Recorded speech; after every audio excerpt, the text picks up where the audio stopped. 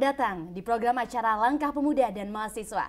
Program yang dirancang untuk mewadahi semangat mahasiswa dalam menyuarakan isu-isu daerah di sekitar Jawa Tengah, khususnya Banyumas. Dan pastinya bersama saya Sabrina Salsabila yang akan menemani selama 1 jam ke depan. Langsung saja, mari kita bahas topik yang tengah marak terjadi dan menjadi hal yang memanas akhir-akhir belakangan ini. Langsung saja kita akan membicarakan tentang PPN yang naik sebanyak 12% dan di sini memicu sebuah aksi dari mahasiswa dan pemuda di area Purwokerto. Langsung saja, sebelum itu mari kita berbincang dan berkenalan kepada narasumber hebat kita yang telah hadir dengan background pengalaman serta ilmu keilmuan yang berbeda. Langsung saja kita akan memperkenalkan narasumber pertama kita. Selamat siang Mas, langsung saja bisa langsung kenalkan namanya. Oke. Ya, selamat siang. Perkenalkan nama saya Aji Satya Dharma. Saya biasa dipanggil Aji. Saya selaku mahasiswa dari Universitas Jenderal Sudirman. Seperti itu. Oke, nah di sini dengar-dengar kakak sendiri adalah salah satu aktivis ya, Mas, dari Badan Eksekutif Mahasiswa, betul? Betul, Oke. udah jadi udah ex-BEM karena udah purna juga. Jabatannya apa tuh, Mas? Di Kementerian Koordinator Politik Pergerakan BEM. Luar biasa. Baik, di sini sudah sangat selinear ya, Mas, dengan jalannya isu-isu di Purwokerto. Menarik sekali ini bahasannya. Oke, terima kasih. Dan mungkin di sini langsung saja saya juga akan memperkenalkan rekan dari Bung Aji ini ya. Langsung bisa, Mas, langsung saja. Baik, selamat siang Mbak Sabrina. Perkenalkan saya Rakyanan Rahman dari Aksi Kamisan Purwokerto, begitu, yang kurang lebih sudah berdiri di Purwokerto lebih dari 1 tahun ini. Oke, baik. Nah, ini ada Bung Rakyan kembali nih, menemani Bung Aji. Sudah Ya, betul, pastinya menemani. berdua ini salah satu sosok yang sudah sangat amat kenal ya di lapangan ya, Mas ya. Ya, Oke. Kurang lebih 2 tahun ini ya, Bung. ya 2 Oke, tahun ini udah kenal luar juga. biasa. Ini sahabat gerakan saya juga. Ya, baik. Pemirsa, di sini kita sudah bersama dengan 2 tokoh hebat dengan latar belakang keilmuan yang berbeda. Betul, dari jurusan sosiologi dan juga hukum ya, Mas ya. Betul. Nah, betul, ini adalah betul. salah satu keilmuan yang juga backgroundnya sangat linear nih untuk pembahasan kali ini. Oke, langsung saja nih, Bung. Untuk aksi yang telah terjadi kemarin ya, Bung, di bulan sebelumnya, sebelum tahun baru ya pasti ya tepatnya.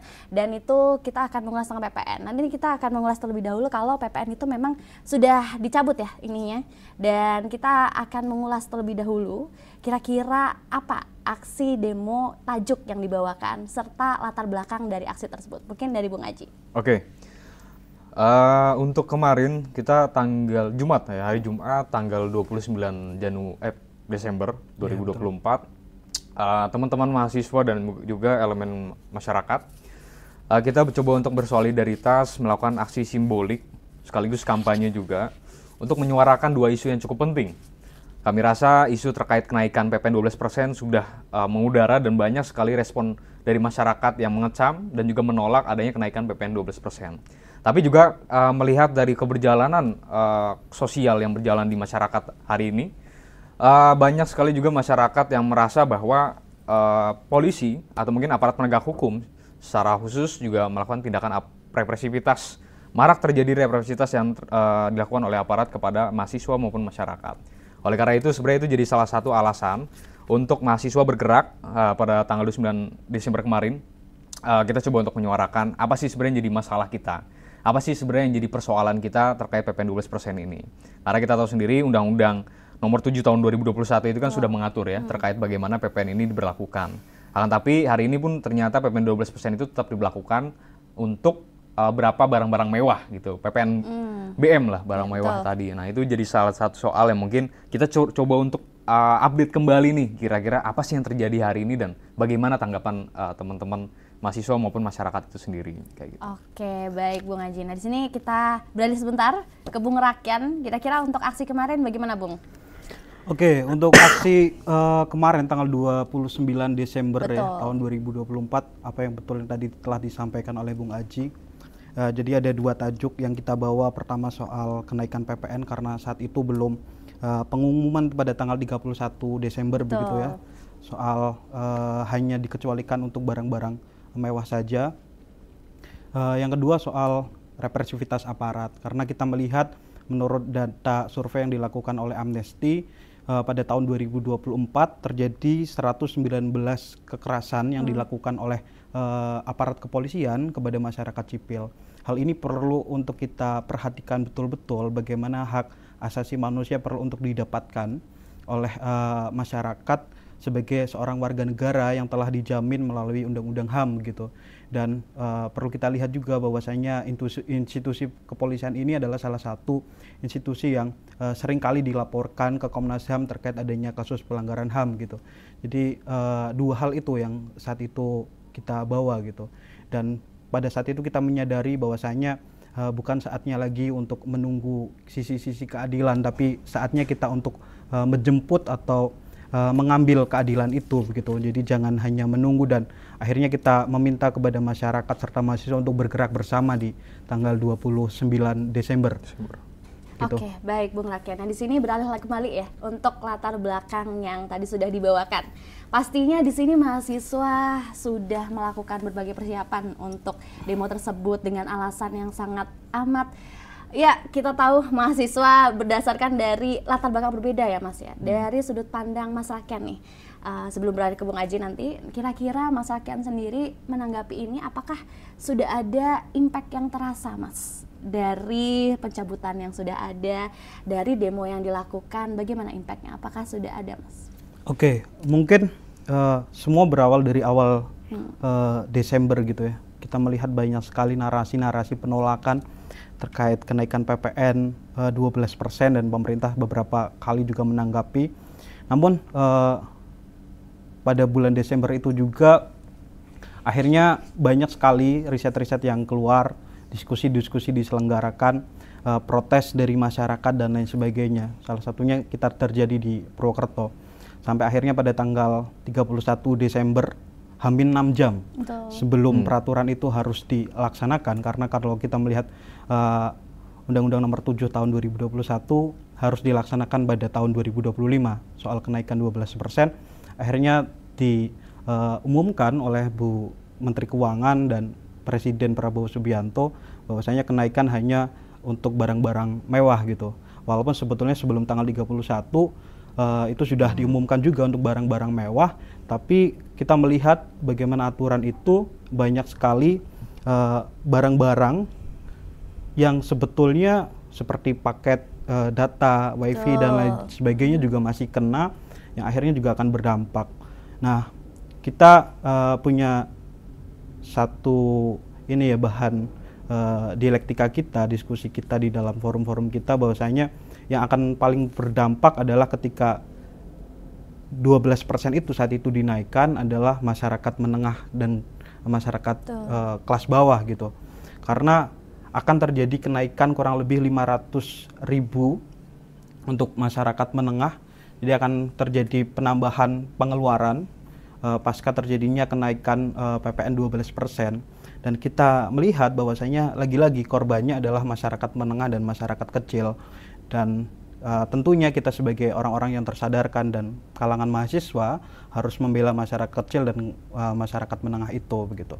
Dan atas keputusan tanggal 31 hamin 6 jam sebelum peraturan itu diberlakukan begitu, dan hari ini berlaku sistem 11/12 ya. 11/12. Ya semoga hal ini tidak menjadi satu konsistensi oleh pemerintah, dan pemerintah tidak lagi semena-mena untuk merubah pajaknya gitu. Jangan sampai nanti di pertengahan tahun tiba-tiba 12% sudah berlaku kembali dan lain sebagainya. Dan kita akan kawal itu sebagai orang yang sadar dan sebagai seorang pemuda dan mahasiswa. Oke, baik Bung Rakyat. Nah, di sini tadi sempat ter-highlight bagaimana ini juga ditujukan ke aparat ya, betul. Nah, terkait dengan aparat sendiri, Bung Aji. Kira-kira untuk aparat itu bagaimana? Apakah protes ini ditanggapinya seperti apa pada saat aksi di lapangan sebagai yang terjun langsung ke lapangan nih, Bung Aji? Oke. Diskursus pembahasan terkait aparat ya, penegak hukum, atau mungkin lebih tertuju kala itu memang yang menjaga teman-teman. Ya berarti menjaga lah ya. Menjaga atau tidaknya itu subjektif, cuma nanti ketika berjalan di lapangan di hari Jumat itu pada akhirnya teman-teman mahasiswa melakukan tindak aksi gitu kan, aksi simbolik. Di sana memang dihadang oleh beberapa aparat kepolisian gitu. Pada akhirnya memang di sana cukup lumayan bersih tegang karena kita coba untuk menyampaikan aspirasi kita kepada para dewan, kepada para pemangku kebijakan, akan tapi teman-teman mahasiswa dihadang oleh aparat kepolisian itu tadi. Nah, sebenarnya apa yang jadi persoalan kita ketika membahas terkait aparat penegak hukum gitu loh. Institusi yang memang pada akhirnya kalau berdasarkan survei itu korup ya lumayan. Jadi memang termasuk instansi terkorup gitu ibaratnya yang ada di Indonesia itu sendiri, yaitu instansi kepolisian. Nah, selain itu adalah bagaimana hari ini kita menyaksikan bahwa banyak sekali mahasiswa, masyarakat, ratusan orang itu menjadi korban daripada represivitas aparat itu sendiri. Banyak korban, banyak sekali teman-teman kita yang luka-luka gitu. Dan itu tidak setimpal dengan apa yang mereka coba untuk usahakan, apa yang mereka coba suarakan. Sebenarnya instansi kepolisian itu seharusnya melakukan evaluasi, melakukan tindakan-tindakan yang memang tidak seharusnya dilakukan sebelumnya itu. Yang memang sudah pernah dilakukan, tapi itu harusnya jadi bahan evaluasi mendalam bahwa pada akhirnya masyarakat hari ini juga cenderung untuk tidak percaya gitu, atau mungkin ada distrust yang dilakukan oleh masyarakat kepada instansi kepolisian tadi. Baik, Bung Aji dan Bu Kerakian, di sini mungkin sudah dijelaskan secara bagaimana latar belakang sampai tajuk yang dibawakan, serta mungkin nanti kita akan lebih lanjut lagi, lebih dalam lagi mengulas. Namun kita harus beralih terlebih dahulu ke jeda komersial yang akan kita putarkan sehabis ini ya Mas. Dan pastinya Bung Aji, Bung Kerakian, nanti kita akan bahas lebih lanjut lagi, kita akan istirahat. Dan jangan kemana-mana pemirsa, stay tune terus bersama kami di Langkah Pemuda dan Mahasiswa.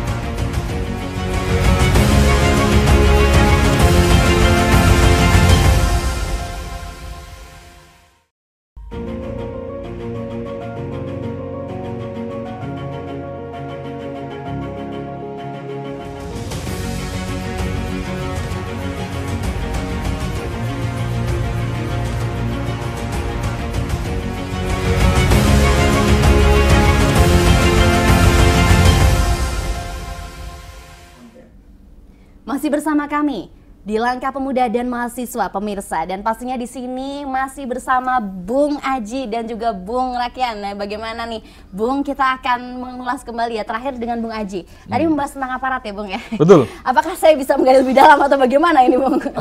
Boleh saja sebenarnya kalau kita ngomongin aparat, karena itu hal yang menarik. Ini agak sedikit lumayan ya, kita harus perlahan-lahan ya Bung ya untuk masuk lebih dalam.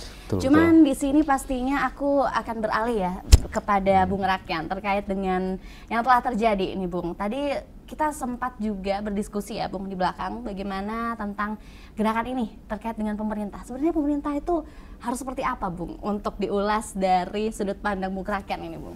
Oke, mungkin pertama karena saya dari teman-teman Kamisan gitu ya. Aku akan ngomongin soal hak asasi manusia gitu. Apa sih sebetulnya soal hak asasi manusia dan bagaimana para pemilik kekuasaan negara ini bertanggung jawab gitu. Kalau kita melihat bagaimana dari sejarah hak asasi manusia itu tercipta di Declaration of Human Rights pada Konvensi PBB dan telah diundang-undangkan pada Undang-Undang HAM di Indonesia, bahwasanya sebetulnya sangat sederhana tugas negara soal hak asasi manusia, baik itu hak ekonomi, hak politik, hak sipil, hak budaya, dan lain sebagainya. Tugas mereka hanya 3. Yang pertama menghormati, yang kedua melindungi, yang ketiga adalah memenuhi. Menghormati, melindungi, dan memenuhi. Akan tetapi pada prakteknya, misalkan kita ngomong soal kebebasan berekspresi, ngomong soal represivitas aparat, dan lain sebagainya. Pada prakteknya, masyarakat sipil yang seharusnya dihormati, dilindungi, maupun dipenuhi, malah menjadi korban dari adanya pelanggaran HAM itu gitu ya. Dari adanya pelanggaran HAM, walaupun di dalam Undang-Undang HAM menyebutkan ada pelanggaran HAM berat, ada pelanggaran HAM. Dan tindakan kekerasan aparat, terus ketidakbebasan berekspresi dan lain sebagainya yang merupakan satu pelanggaran HAM yang dilakukan oleh negara kepada rakyatnya, seperti itu. Dan kalau kita ngomongin soal institusi kepolisian, bagi kita di teman-teman Kamisan ini saatnya kepolisian untuk mengevaluasi dan melakukan reformasi kepolisian. Bagaimana akhir-akhir ini mungkin ya kita lihat Gama di Semarang, dia dibunuh. Setelah itu diberikan fitnah bahwasanya dia adalah gangster. Ini menjadi satu luka yang mendalam bagi kami yang hari ini ngomongin soal hak asasi manusia gitu. Bagaimana keluarga korban, bagaimana korban dan lain sebagainya yang harusnya dia menjadi seorang siswa yang berprestasi tapi harus kehilangan nyawanya begitu. Nah, institusi kepolisian ini yang tadi saya sampaikan harus segera melakukan evaluasi, harus segera melakukan reformasi birokrasi. Bagaimana agar pada tahun 2025 ini tidak terjadi pelanggaran-pelanggaran HAM yang kerap sering terjadi di tahun 2024 yang tadi saya sebutkan 119 tindakan represif dan lebih dari 300 korban pada tahun 2024. Itu mungkin. Oke, baik Bu Rakian. Nah, di sini tadi sempat diulas ya. Saya menghatat beberapa kalimat dari Bu Rakian ini. Nah, pastinya Bu Rakian menjelaskan bahwa seharusnya aparat sudah bisa berbicara kepada pemerintah terkait hal ini ya. Tapi bagaimana tentang pemerintahan ini? Tentang 12% ini Bung Rakian. Apakah dari segi undang-undangnya sendiri, dari segi penguasa sendiri, apakah ini adalah hal yang tepat untuk mencabut atau kedepannya berpotensi untuk ada lagi gerakan yang akan menaikkan malahan lebih dari 12% bisa jadi Bung Rakian, silakan. Oke, kalau kita ngelihat bagaimana program dari Prabowo Subianto akan memerlukan anggaran yang sangat besar untuk dapat merealisasikan. Makan siang gratis saja sudah banyak isu soal akan digantikan menggunakan dana zakat, hanya akan bertahan sampai bulan Juni dan lain sebagainya. Artinya memang negara membutuhkan pemasukan yang sangat besar untuk dapat mengeksekusi atau merealisasikan program-programnya begitu. Nah, sebetulnya perihal 12% ini kan sebetulnya memang rencana untuk dapat mendapatkan pemasukan, dapat memenuhi merealisasikan agenda-agenda pemerintah gitu. Tapi sampai akhirnya dibatalkan. Pemerintah itu sebetulnya punya opsi untuk membuat perpu. Akan tetapi pembentukan perpu ini mungkin gengsi gitu ya, karena perpu itu harus biasanya menjadi jalan keluar ketika terjadi kekosongan hukum atau adanya hal yang genting atau urgent untuk segera dilakukan, dibuatkan perpu. Nah, sampai akhirnya mengambil tindakan seperti ini hanya untuk mengkhususkan ke barang-barang mewah gitu ya. Dan ini pasti menjadi ancaman ketika negara tidak dapat untuk menemukan solusi selain melalui pajak gitu. Selain melalui pajak, lagi-lagi nanti masyarakat menengah dan masyarakat kecil lagi-lagi akan menjadi korban. Sehingga yang perlu dilakukan oleh pemerintah adalah bagaimana pemerintah berhasil untuk mendapatkan pemasukan negara tidak hanya melalui pemerasan terhadap masyarakat kecil melalui pajak. Dan perlu kita lihat bagaimana masyarakat kecil dan masyarakat menengah ditarikin gitu ya, ditarikin pajak dan lain sebagainya. Tapi tindakan para pemilik kekuasaan, tindakan para elit-elit politik, mereka bermewah-mewah, mereka melakukan tindakan korupsi, nepotisme, dan lain sebagainya. Pasti ini menjadi sakit hati kami-kami yang membayar pajak. Bagaimana kami membayar pajak untuk kemajuan negara, justru para elit-elit politik ini memanfaatkan itu untuk melakukan tindakan korupsi, bermewah-mewah diri, dan lain sebagainya. Tidak seimbang dengan kebijakan. Dan lagi-lagi, soal pada tanggal 31 ini kan karena udah sangat ramai gitu ya dibincangkan publik di media sosial dimanapun. Bagi saya no viral no justice adalah satu hal bentuk cerminan dari ketidakprofesionalan pemerintah. Kalau semua hal harus viral dulu dan baru mendapatkan keadilan, artinya para pemangku kebijakan kita, para elit politik kita tidak bekerja secara ikhlas dan tidak bekerja secara profesional. Semuanya harus menunggu viral dan itu perlu untuk kita suarakan. Lagi-lagi saya tadi menyampaikan, ini saatnya kita masyarakat sipil untuk merebut keadilan, bukan lagi menunggu para elit politik yang bermewah-mewah itu untuk memberikan keadilan. Oke, baik Bung Rakian. Di sini tadi sudah diulas juga ya terkait dengan Bung Rakian. Bung Aji, ini kan dari segi perundang-undangan dan lain-lain lah ya Bung Rakian. Bung Aji tentang masyarakat. UMKM, Bung Aji. Nah, di sini pastinya terdampaknya sangat besar ya. Apalagi mahasiswa itu banyak sekali yang tergolong kepada UMKM. Dia memiliki usaha, dia memiliki banyak sekali lah mahasiswa yang ikut berwirausaha juga. Nah, bagaimana tanggapan Bung Aji terkait dengan hal tersebut? Dikaitkan dengan tadi, apakah pemerintah sekali lagi ini sudah tepat dengan 12% dan bagaimana ke depannya? Apakah setuju bila nanti ke depannya ada potensi untuk bisa naik lagi? Silakan. Bicara soal pajak pertambahan nilai, ini kan sebenarnya udah naik 2 kali ya. Belum ada 5 tahun kita udah naik 2 kali. Itu di tahun 2022 itu sempat PPN itu naik dari 10% menjadi 11%. Saat itu juga banyak ada gelombang protes dari masyarakat juga. Dan ternyata kita dihadirkan kembali di tahun 2025 ada kenaikan pajak pertambahan nilai juga 12%. Walaupun dengan catatan adalah di sini ditujukan untuk barang mewah gitu kan.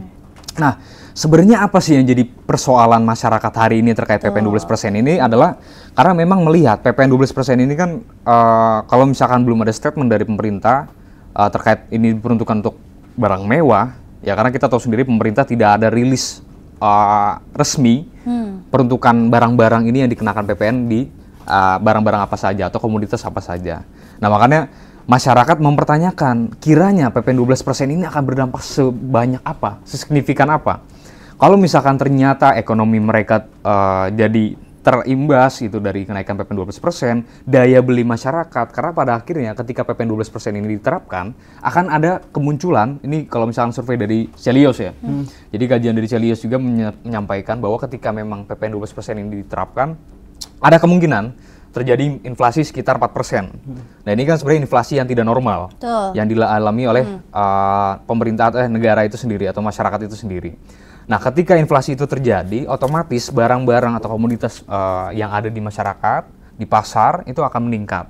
Dan peningkatan nilai harga barang tadi, itu akan sesuai dengan daya belinya yang menurun gitu. Harganya naik, demand-nya banyak, supply-nya juga banyak, tapi pada akhirnya demand dan ini kan nggak sesuai. Harganya tuh tidak sesuai dengan apa yang mampu oleh masyarakat itu sendiri untuk dibeli. Nah, di situ yang jadi permasalahannya ketika PPN 12% ini ditujukan untuk seluruh komoditas yang memang ada di masyarakat. Nah, tapi kan setelah kemarin ternyata pemerintah sudah memberikan statement bahwa UMKM pun sebenarnya juga diberikan intensif bantuan PPN. Itu ada sekitar 265 triliun dan itu angka untuk membantu masyarakat, terutama juga UMKM, agar mereka tidak diperkenalkan PPN 12% tadi. Hanya saja, ini kan sementara. Ini kan kebijakan sementara. Kita tidak tahu ke depannya apakah masyarakat itu mampu dengan adanya kenaikan PPN 12%. Ada banyak, sebenarnya ini juga pertanyaan juga sebenarnya. Kenapa pemerintah itu lebih fokus untuk menerbitkan PMK, Peraturan Menteri Keuangan, Permenku, ketimbang merevisi Undang-Undang nomor 17 tahun 2021 atau mungkin menerbitkan Perpu tadi. Nah ini kan padahal bisa jadi salah satu bentuk ketegasan dari pemerintah melihat kondisi masyarakat yang hari ini yang bahkan belum sepenuhnya bisa pulih dari COVID-19 kemarin, imbas COVID-19 tahun 2020 lah. Nah ini kan pada akhirnya masih pemulihan, mereka masih menyesuaikan. Nah pada akhirnya ya harapan apa sih yang sebenarnya diinginkan oleh masyarakat sendiri, ya pada akhirnya pajak yang memang diterapkan atau mungkin diatur, diterbitkan oleh pemerintah tadi, ya seharusnya bisa mengakomodir kepentingan-kepentingan masyarakat juga. Kesejahteraan masyarakat harus dilihat. Ya pada akhirnya kalau misalkan kesejahteraan itu bisa diakomodir ya it's okay, nggak masalah. Maksudnya pajak ini bisa digunakan secara bijak gitu loh. Walaupun pada akhirnya pajak ini kan suka diomongin ya. Katanya agama aja 2,5% gitu. Kenapa pajak negara itu 12% gitu kan. Baik. Ini jadi persoalan yang cukup menarik juga pada akhirnya. Baik, makin mengasihkan Bung Aji dan Bung Rakian. Nanti kita akan harus kembali lagi ya kepada jeda komersial berikut ini dan pastinya kita akan mengulas kembali. Kita tahan dulu di sana Bung Aji. Nanti kita akan mengulas lagi bersama Bung Rakian ya. Oke, pemirsa, nanti kita akan kembali lagi pada Langkah Pemuda dan Mahasiswa. Jangan kemana-mana, saksikan terus bersama kami.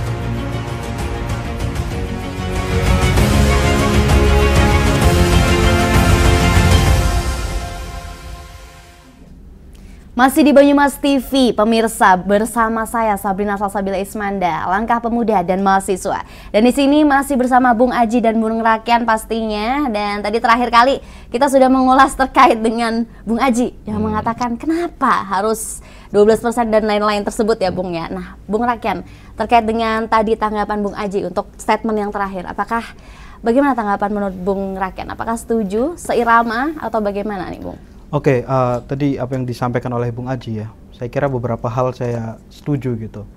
Bahwa sebetulnya pemberlakuan 12% ini tidak layak untuk diberlakukan di kondisi pendapatan masyarakat yang masih cukup rendah gitu ya. Pendapatan masyarakat yang cukup rendah, tingkat ekonomi masyarakat dan lain sebagainya. Mengapa pemerintah harus melakukan itu ya jelas, karena ini adalah amanat undang-undang nomor 7 tahun 2021 yang mengharuskan untuk diberlakukan pada tahun 2025 dan undang-undang dibuat pada era Joko Widodo begitu ya, pada era Joko Widodo. Namun sebetulnya kalau kita melihat pemerintah bisa untuk melakukan revisi undang-undang gitu ya, bisa melakukan revisi undang-undang ini dan kalau kita bicara soal apa yang perlu untuk dikenakan pajak selain masyarakat menengah dan masyarakat kecil ini, sebetulnya banyak hal yang bisa untuk dikenai pajak.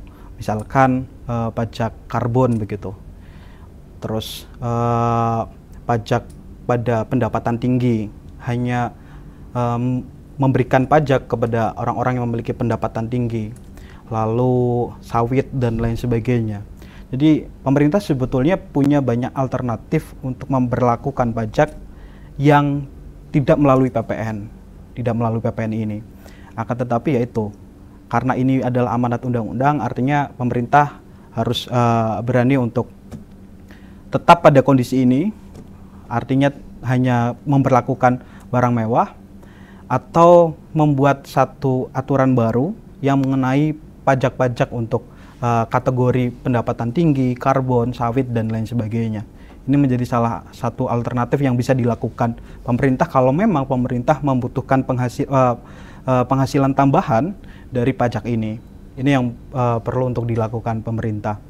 Lalu untuk masyarakat menengah dan masyarakat kelas bawah begitu, dengan kondisi ini ya kita tetap harus mengawal gitu ya, dan harus siap akan sewaktu-waktu bisa saja pemerintah tiba-tiba memperlakukan 12% secara total begitu. Artinya perlu ada beberapa hal yang perlu untuk disiapkan oleh masyarakat. Dan selain itu juga harus kita perlu sampaikan kepada pemerintah, pendapatan masyarakat hari ini juga menjadi salah satu problem. Mungkin kalau kesejahteraan masyarakat sudah cukup baik, pendapatan masyarakat UMR Banyumas sudah sesuai begitu ya. UMR Banyumas hari ini berapa? 2,4 berapa ya? Segitulah ya, angka segitu. Sudah bisa naik ke angka 3 dan lain sebagainya. Mungkin masyarakat tidak akan seprotes ini, tidak akan semarah ini dengan adanya kenaikan 12%. Tapi semuanya berbanding terbalik dengan pendapatan yang diperoleh oleh masyarakat. Baik Bung Rakian, beralih ke Bung Aji. Tadi Bung Rakian sudah menjelaskan kebanyakan setuju ya dengan Bung Aji. Dan di sini Bung Aji, Banyumas, masyarakat Banyumas Bung Aji sebagai cucu Sudirman ya, mungkin apalagi memahami tentang kondisi Banyumas. Dari segi masyarakatnya bagaimana nih Mas? Dari Banyumas sendiri, sebenarnya kita ngomongin soal PPN 12% ini, sebenarnya kan kita udah clear bahwa pada akhirnya ini diperuntukkan untuk barang mewah, walaupun tadi ada beberapa diskursus pembahasan terkait bagaimana koefisien 11-12 ya kan. 11-12 itu kan salah satu upaya pemerintah untuk sebenarnya pada akhirnya hasilnya sama lagi sebenarnya 11% gitu loh. Cuma mereka mungkin nggak tahu kenapa perumusan pasal itu jadi kayak agak jelimet gitu loh. Ini bahasanya jelimet. Kayak ngakalin undang-undang ya? Yes, betul. Ngakalin undang-undang tadi. Nah, bicara soal masyarakat Banyumas, hari ini aja kemiskinan ekstrim yang terjadi di Banyumas itu cukup tinggi. Dan ini sebanding dengan bagaimana tingkat pendidikan masyarakat Banyumas juga yang minim, yang masih rendah gitu loh. Lulusan yang kuliah bahkan itu nggak sampai 10%. Masyarakat Banyumas yang kuliah itu nggak sampai 10%. Ini jadi pertanyaan juga. Sebenarnya ini untuk pesan juga untuk para pemangku kebijakan yang ada di Banyumas, bisa itu dari Bupati maupun dari DPRD, Bupati terpilih juga Pak Sadewo. Mungkin ini jadi pesan juga bagaimana hari ini masyarakat Banyumas juga mencoba untuk bergerilya. Mereka berusaha untuk bagaimana caranya ekonomi mereka kebutuhan sehari-hari mereka bisa terpenuhi dengan baik. Nah, ketika memang mendengar wacana terkait kenaikan PPN 12% ini, ya mereka pasti akan mempertanyakan, kiranya itu akan mempengaruhi ekonomi mereka atau tidak. Salah satu penyebab adanya konflik sosial itu adalah karena memang adanya kesenjangan sosial. Nah, ini yang jadi pertanyaan. Kalau misalkan ternyata pemerintah terus saja menekan masyarakat untuk membayarkan uang untuk APBN tadi, lewat pajak tadi, pada akhirnya akan muncul konflik sosial secara vertikal yang dialami oleh masyarakat dengan para pemangku kebijakan tadi. Kalau misalkan ini tidak terus dilakukan atau mungkin tidak ada upaya mengakomodasi kepentingan dari masyarakat, konflik sosial akan terjadi dan integrasi sosial akan jauh daripada harapan dari masyarakat itu sendiri. Muncul banyak sekali nanti, mungkin dari pemerintah juga akan kelabakan dengan bagaimana menanggapi masyarakat yang ada demonstrasi ataupun penyampaian aspirasi kepada pemerintah itu sendiri tadi. Nah, kalau misalkan secara kebutuhan masyarakat Banyumas, saya kira PPN 12% ini belum tepat untuk diberlakukan pada masyarakat Banyumas itu sendiri. Melihat tadi kemiskinan ekstrim, bahkan terakhir pendapatan, kalau misalkan sehari dapat 21.000, itu di atas itu tidak tergolong miskin. Jadi ibaratnya 20.000 itu masih 21.000 itu masih dianggap orang yang mampu. Mampu, betul. Padahal kalau misalkan kita makan aja sehari aja sekali itu kan kita 10.000 lah ibaratnya. Minimalnya 30.000 dan bahkan UNESCO itu sudah menetapkan bahwa masyarakat yang tergolong miskin adalah pendapatan di bawah $2. $2 itu sekitar 32-an. Nah, ternyata masyarakat Indonesia hari ini didoktrin bahwa pada akhirnya orang itu tergolong miskin ketika pendapatannya di bawah 21.000. Ini jadi pertanyaan. Pada akhirnya kalau misalkan pemerintah coba untuk menekankan batas garis pendapatan hariannya seperti itu atau garis kemiskinan seperti itu, akhirnya makin banyak sebenarnya orang-orang yang akan dipaksa untuk tergolong tidak miskin, yang padahal kondisi kesejahteraan mereka itu belum terpenuhi dengan baik. Lewat tadi kebijakan-kebijakan, penentuan-penentuan batas-batas yang tidak jelas. Ya, itu tidak parameternya tidak jelas juga sebenarnya untuk melihat kenapa masyarakat itu yang di bawah atau mungkin di atas 21.000 atau 21.000 itu masih tergolong orang-orang yang mampu, tidak miskin gitu. Nah, itu sih sebenarnya yang aku coba untuk mention dari apa yang memang terjadi di masyarakat Banyumas tadi. Banyak sekali sebenarnya UMKM di Banyumas yang coba untuk build up lagi, berusaha lagi untuk dikembangkan pasca COVID kemarin gitu. Nah, ini harusnya pemerintah solusi yang paling tepat adalah bagaimana caranya untuk memberikan insentif yang jelas pada UMKM biar mereka menjadi ekonomi produktif. Kalau misalkan mereka tidak produktif, pada akhirnya mereka akan menjadi seorang pengangguran. Usaha-usaha yang mereka coba untuk jalankan tidak memiliki pangsa pasar yang jelas. Pada akhirnya banyak bisa nanti kesejahteraan masyarakatnya menurun, bisa nanti pada akhirnya kemiskinan itu makin bertambah, bahkan mau dengan parameter itu diturunkan pun masyarakat mungkin akan tetap tergolong dengan miskin tadi. Oke, Bung Haji, di sini ke Bung Haji lagi ya sebagai mahasiswa yang aktif di kampus dan juga di organisasi serta pergerakan. Kira-kira apa sih yang bisa diambil mahasiswa untuk mengadvokasi isu pemerintahan ini, Mas? Oke. Cara untuk mengadvokasikan isu terkait ini ya, PPN 12% terutama. Kita kalau misalkan ngelihat dari perangkat atau mungkin struktur negara yang hari ini hadir pun lewat trias politika, sebenarnya yang bisa untuk menyambungkan aspirasi kita adalah anggota dewan. Bisa itu lewat DPRD maupun dari DPR itu sendiri.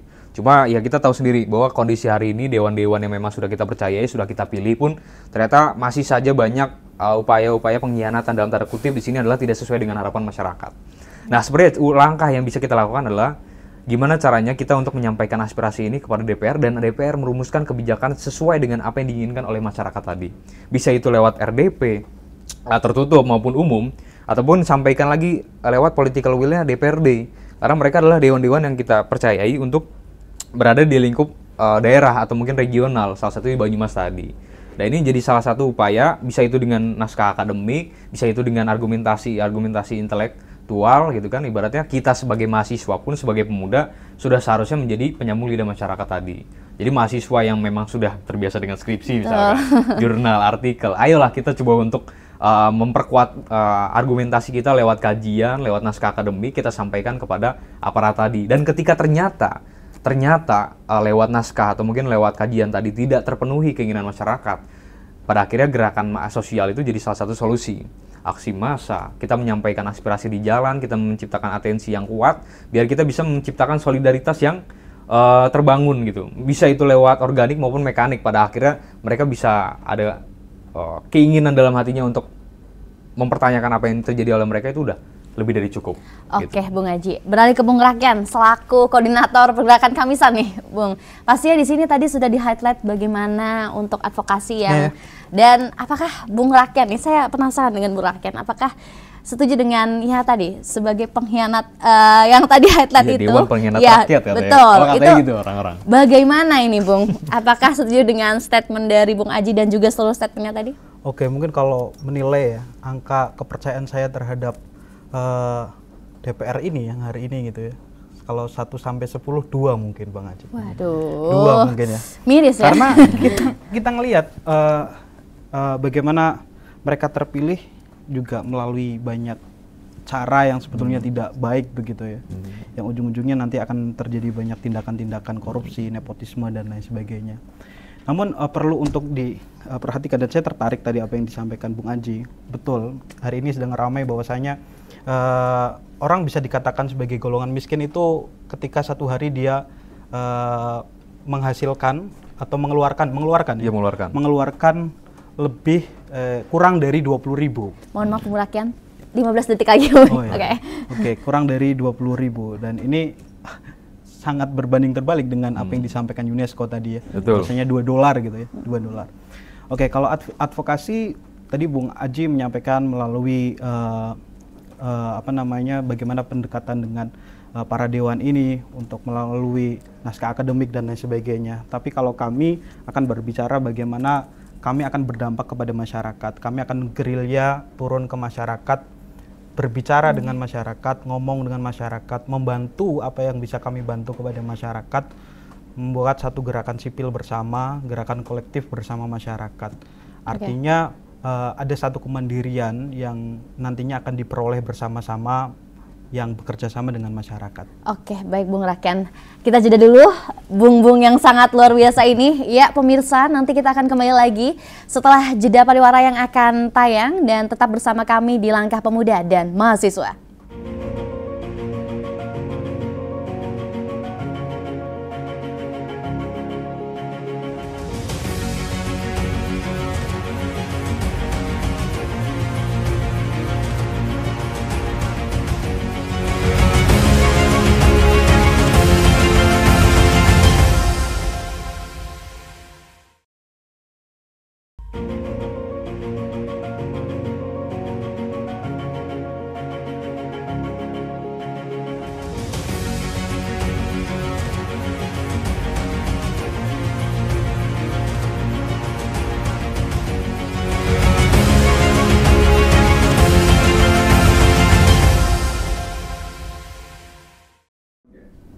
Langkah Pemuda dan Mahasiswa masih bersama kami di Banyumas TV, dan pastinya di sini langsung saja kita akan memasuki sesi yang sepertinya akan puncak nih, Bung Aji dan Bung Rakian. Nah, kira-kira tadi terakhir masih ingin saya ulas ya, Bung, tentang bagaimana Bung ingin mengawal masyarakat untuk statement yang terakhir kali tadi. Dan kira-kira nih Bung, untuk kata-kata nih yang ingin disampaikan kembali, bila ada satu pesan yang sangat ingin untuk aparat, untuk pemerintah, untuk mahasiswa, kira-kira apa Bung terkait dengan statement yang mengawal masyarakat tadi? Mungkin sebetulnya masyarakat itu sangat membutuhkan kita ya, para mahasiswa, para pemuda ini untuk turun ke grassroots, untuk kembali lagi bersama masyarakat. Saya khawatir organisasi mahasiswa, para aktivis ini menjadi satu kelompok elit gitu. Kelompok elit yang sangat menghindari akar rumput, yang sangat tidak mau lagi ngobrol dengan masyarakat kecil. Waktunya kita kembali kepada gerakan mahasiswa, di mana mahasiswa kembali lagi bukan hanya saja turun ke jalan, tapi datanglah kalian ke tapak-tapak konflik, ke daerah-daerah yang bermasalah. Ada di Cilacap, Tambak Kerja, ada PLTU, ada di Banyumas, di Aji Barang dan lain sebagainya. Datanglah, ngobrol lah dengan masyarakat-masyarakat. Ini adalah satu hal yang perlu untuk kita lakukan, yang tadi saya sampaikan. Saatnya kita untuk kembali bersama masyarakat, berkelompok dengan masyarakat, bukan lagi mahasiswa bergaul, hanya bergaul dengan para elit-elit politik gitu ya. Begitu bangganya sekarang mahasiswa ketemu dengan elit politik, dengan orang DPRD, DPR RI gitu ya. Bangga dalam konteks seperti apa nih Bung? Boleh dijelaskan? bagi mereka Bung upload sosial media ya kah, gitu. atau apa, Menurut Bung? mereka itu satu relasi yang cukup bisa dibanggakan, tapi dia tidak Baik. pernah bangga punya relasi tukang becak, Wah, nelayan, baik. petani, padahal itulah sejatinya masyarakat gitu loh. Itulah sejatinya masyarakat. Itu yang pertama. Yang kedua, seharusnya kita sebagai pemuda, sebagai mahasiswa yang tersadarkan harus melakukan gerilya politik juga. Penyadaran soal politik kepada masyarakat-masyarakat kecil ini. Saatnya membangun pemikiran bukan hanya di kota, tapi saatnya membangun pemikiran melalui desa. Juga di Banyumas pastinya berlaku. Juga di Banyumas. Kita datang ke masyarakat-masyarakat kecil, mengadakan dialog bersama mereka, melakukan penyadaran politik. Agar apa? Agar kondisi perpolitikan kita, saat kita nanti yang dicita-citakan sebagai generasi emas, kondisi politik kita sudah layak, kondisi politik kita sudah jauh lebih baik daripada kondisi politik hari ini. Itu yang kedua, bagaimana kita turun untuk melakukan edukasi politik. Yang ketiga, kalau kita ngelihat generasi hari ini, mungkin saatnya gerakan mahasiswa untuk melakukan banyak inovasi gerakan. Kalau formal-formal terus kayaknya bukan generasi Z gitu ya. Contohnya, Bung? Contohnya misalkan banyak sering kita Bung Aji kita ngadain diskusi sepi yang datang. Tapi ketika kita buat nonton film gitu ya, pameran ramai itu yang datang. Inovasi dari... Artinya perlu adanya inovasi-inovasi gerakan oleh gerakan mahasiswa, karena kondisinya ya kita satu visi, satu kepercayaannya memang harus sama seperti aktivis-aktivis lama, tapi gerakan kita perlu untuk banyak inovasi-inovasi gerakan. Itu tanpa kembali lagi, tanpa melupakan masyarakat-masyarakat kecil ya, untuk datang ke masyarakat-masyarakat kecil. Mungkin itu. Oke, Bung Rakyat. Nah, di sini beralih ke Bung Aji, Bung. Pastinya sudah tidak asing bagi Bung Aji untuk bersosialisasi, mendengar keluhan kanan, kiri, depan, belakang sepertinya, Bung ya. Nah, kira-kira Bung, untuk harapan Bung terkait dengan kebijakan fiskal di Indonesia ke depan, bagaimana, Bung? Oke. Wah, berat ya kebijakan fiskal. Ya. Kebijakan fiskal kan pajak ya. Iya. Cuma kalau misalkan dari sederhananya mungkin aku sampaikan, karena aku juga bukan dari background ekonomi. Oke. Cuma yang pasti adalah mungkin pesanku untuk pemerintah tadi ya, birokrasi yang memang sudah berjalan hari ini. Kalian itu sebenarnya kalian bapak-bapak, ibu-ibu yang memang sudah terpilih jadi seorang dewan, kalian sudah diberikan kepercayaan dari masyarakat itu sendiri. Tapi ternyata banyak hal yang sebenarnya membuat kita jadi agak sedikit kecewa ketika memang apa yang disampaikan oleh panjenengan boleh itu langsung ternyata sampaikan, Mas. tidak sesuai dengan apa yang diinginkan oleh masyarakat tadi. Pahami lagi bahwa pada akhirnya pemerintah ini berjalan karena memang adanya peran politik dan peran demokrasi dari masyarakat sipil. Kita masyarakat pada akhirnya mencoba untuk menyuarakan. Dan menurutku pada akhirnya untuk menyuarakan kebijakan kayak contoh misalkan adalah PP 12% ini sebenarnya diperlukan brainstorming dari seluruh kaum-kaum intelektual di Indonesia. Karena pada akhirnya untuk melakukan hal-hal penetrasi untuk menentang segala kebijakan itu kan diperlukan naskah akademik, diperlukan oleh landasan-landasan akademik intelektual, yang itu cuma dimiliki oleh kaum-kaum intelektual. Karena kita sadari bahwa hari ini pendidikan juga masih terbatas. Pada akhirnya sebenarnya kebijakan yang dilakukan oleh pemerintah tadi perlu ada yang namanya evaluasi. Mereka yang memantau apa sih sebenarnya dilakukan oleh pemerintah, kebijakan apa yang sudah dikeluarkan oleh pemerintah, itu perlu ada orang-orang yang melihat atau mungkin mengamati, mengkritisi. Siapa lagi kalau bukan pemuda, siapa lagi kalau bukan kaum intelektual pada akhirnya. Dan ini juga pesan untuk teman-teman masyarakat dan juga mahasiswa. Pernah saya sampaikan waktu itu adalah tentang bagaimana peran serta kita kepada masyarakat. Aksi atau mungkin turun ke lapangan itu nggak cuma aksi demonstrasi. Kita lupa, kadang-kala kita lupa untuk mendengarkan apa sih sebenarnya jadi permasalahan aspirasi masyarakat. Apa sih sebenarnya yang diaspirasikan oleh masyarakat itu tadi. Kalau misalkan pada akhirnya kita coba untuk tidak mendengar apa yang dikeluh kesahkan oleh masyarakat tadi, apa yang kita bawa kepada para pemangku kebijakan tadi. Pada akhirnya konseptual atau mungkin perumpamaan analogi bahwa mahasiswa sebagai penyambung lidah masyarakat tidak akan berjalan dengan maksimal kalau pada akhirnya kalian tidak pernah nongkrong dengan pedagang kaki lima atau mungkin kalian tidak pernah mendengar apa jadi keluh kesah para petani gitu kan. Ini jadi concern. Mungkin tadi sepakat juga dengan pendapat dari Bung Rakyan tentang bagaimana mahasiswa hari ini, kaum intelektual hari ini harusnya bisa bergerak bersama dengan masyarakat sipil gitu kan. Dan terkait bagaimana hubungan kita dengan birokrasi yang tadi saya sampaikan. Kalau misalkan secara fasilitas memang kita difasilitasi dengan lewat RDPU gitu kan, ibaratnya ada rapat dengar pendapat. Cuma betul tadi yang disampaikan mahasiswa hari ini terlalu hingar-bingar dengan relasi-relasi yang pada akhirnya nggak terlalu berguna buat masyarakat gitu. Tapi untuk pragmatis individu itu mungkin akan sangat berdampak. Nah pada akhirnya ini kan sebenarnya orientasi kita untuk tujuan Tujuan kita apakah ini akan kolektif, apakah ini akan di individu, atau mungkin untuk kelompok pribadi mereka sendiri. Nah ini yang harusnya kita coba untuk recharge kembali, kita refresh, kita coba untuk evaluasi kembali apa sebenarnya yang diinginkan oleh mahasiswa, apa yang diinginkan oleh masyarakat, dan kiranya apa yang harus kita sampaikan kepada para pemangku kebijakan atau pemerintah tadi.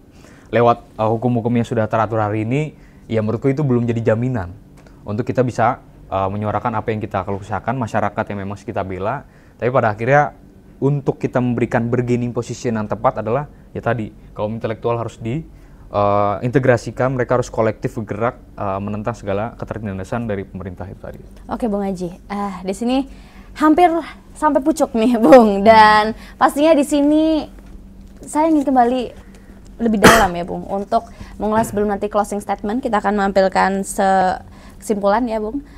Apakah pemerintahan sendiri, kabinet baru sendiri ini Bung yang perlu di-highlight untuk masyarakat dan mahasiswa, anak muda nih Bung.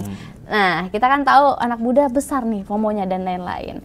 Apakah ada pesan tersendiri untuk mahasiswa yang kaum yang ikut-ikutan, dan mungkin bisa nih Bung beberapa patah kata untuk mahasiswa yang ingin kembali ke depan melanjutkan organisasi untuk memberikan sebuah kepada anak-anaknya, penerus-penerusnya, itu bagaimana Bung? Terutama kepada Bung Rakian yang mungkin koordinasi koor dari pergerakan Kamisan. Oke, mungkin begini ya, kita hidup di era post-truth, di mana kebenaran dibentuk tidak lagi kepada satu fakta, tapi pada satu emosional tertentu, di mana kebenaran ini bukan atas dasar logika, tapi atas dasar kepercayaan.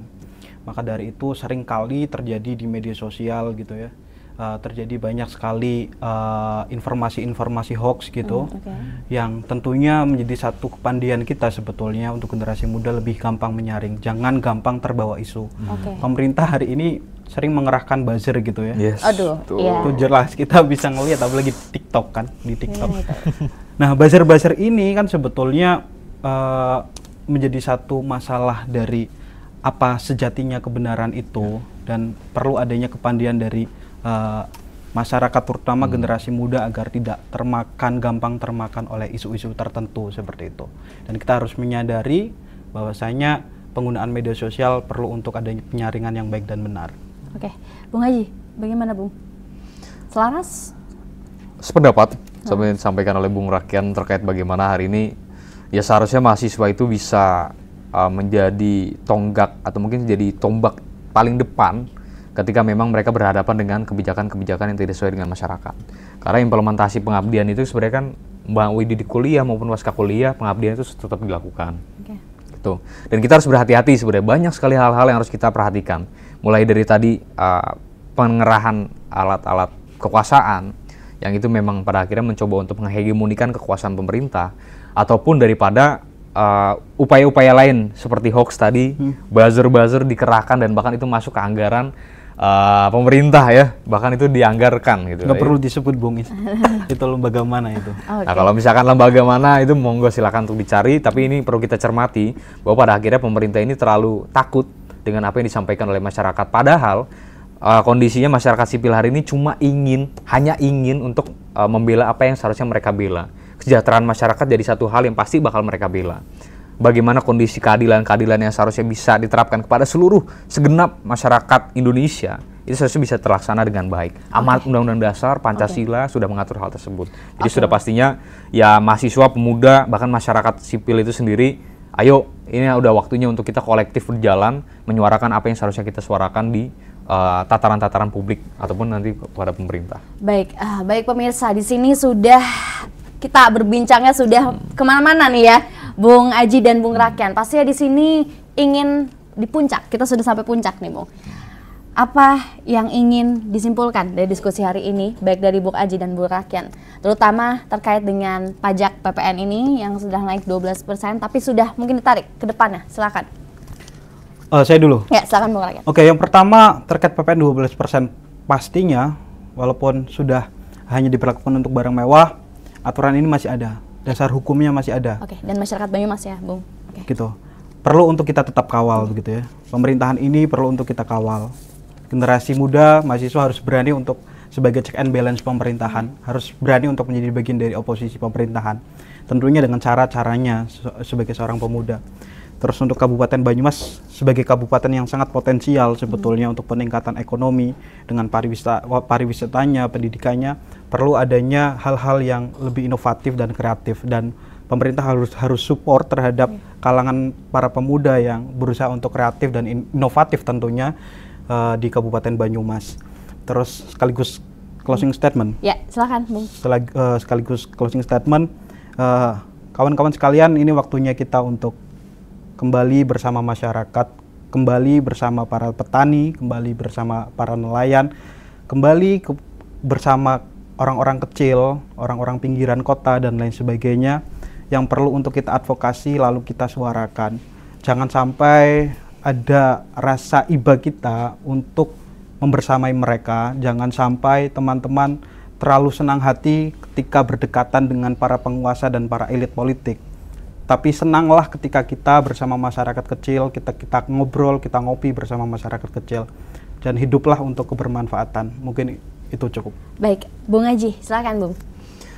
Oke, berkaitan dengan kebijakan PPN 12% ini, pastinya kami dari teman-teman mahasiswa maupun pemuda itu sendiri juga sudah memikirkan gimana kondisi yang paling tepat untuk diberlakukan oleh pemerintah. Pada akhirnya PPN 12% ini memang belum tepat untuk diberlakukan di dalam waktu dekat ini. Melihat bagaimana kondisi masyarakat masih mencoba untuk pulih dari dampak COVID-19 yang memang terjadi di beberapa tahun kemarin. Dan kemudian adalah perumusan terkait kebijakan ini perlu untuk kita coba teliti kembali bahwa poin-poin pasal yang ada dalam PMK, karena itu peraturan terbaru untuk mengatur terkait PPN 12%, itu pada akhirnya mencoba untuk tetap saja mengakomodir kepentingan-kepentingan dari pemerintah itu sendiri gitu. Pada akhirnya pendapatan negara yang memang notabene utama dari pajak coba untuk diotak-atik dan pada akhirnya yang terdampak adalah masyarakat itu sendiri. Dan bicara soal bagaimana kondisi masyarakat Banyumas hari ini, masyarakat Banyumas sudah pasti mereka coba untuk mempertanyakan dan mereka coba untuk menagih sebenarnya apa yang diinginkan oleh pemerintah itu kepada masyarakat Banyumas itu sendiri. Melihat hari ini fenomena yang terjadi adalah kemiskinan ekstrim masih marak, pendidikan formal yang memang harusnya dimiliki oleh masyarakat Banyumas itu masih minim, dan memang pada akhirnya persoalan terkait dinamika sosial antara masyarakat dengan pemerintah juga makin hari makin terlihat bagaimana masyarakat itu mulai tidak percaya terhadap instansi-instansi pemerintahan hari ini. Maka ketika memang sudah saatnya kita untuk mempertanyakan seperti yang disampaikan oleh Pramudia Anantatur, beliau menyampaikan ketika kita tidak mampu untuk bertanya-tanya, maka kita akan harus siap dengan segala keputusan-keputusan. Ketika memang pada akhirnya kita tidak bisa mempertanyakan, tidak bisa menyampaikan aspirasi dari masyarakat, tidak bisa menentang atau mengkritisi apa yang dikeluarkan oleh pemerintah, pada akhirnya kondisi-kondisi yang memang dikuasai oleh oligarki yang biasa kita dengar atau mungkin tiran-tiran yang akan terjadi ke depannya itu akan sangat mungkin terjadi. Di saat seperti itu, jawabannya hanya satu, pada akhirnya gerakan masyarakat sipil harus kolektif, kita harus bersama-sama menjalankan apa fungsi daripada check and balance masyarakat sipil itu sendiri. Tidak terkategorisasi antara trias politika saja, eksekutif, legislatif, yudikatif, mereka bagian dari pemerintah.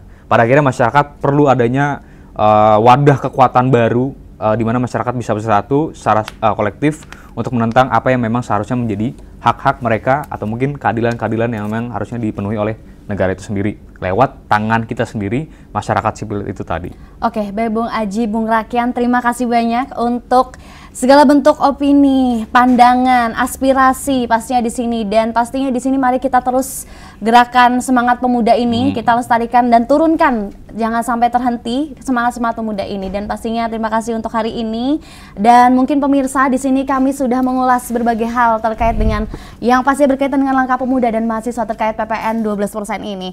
Nah, pemirsa, mungkin di sini untuk pemirsa di rumah dimohon untuk dapat melek khususnya kepada generasi muda yang nantinya sebagai generasi emas pada tahun 2045. Mari kita gerakan terus semangat kita, semangat pemuda, dan tune in dan silakan untuk dapat menonton kami, dan silakan kami akan langsung sudahi kebersamaan kali ini. Saya Sabila Ismanda selaku presenter, mohon maaf bila ada kesalahan tutur kata yang disengaja atau tidak mewakili segenap tamu undangan kami pada siang hari ini. Dan demikian, stay tune terus kepada kami dan saksikan terus Langkah Pemuda dan Mahasiswa.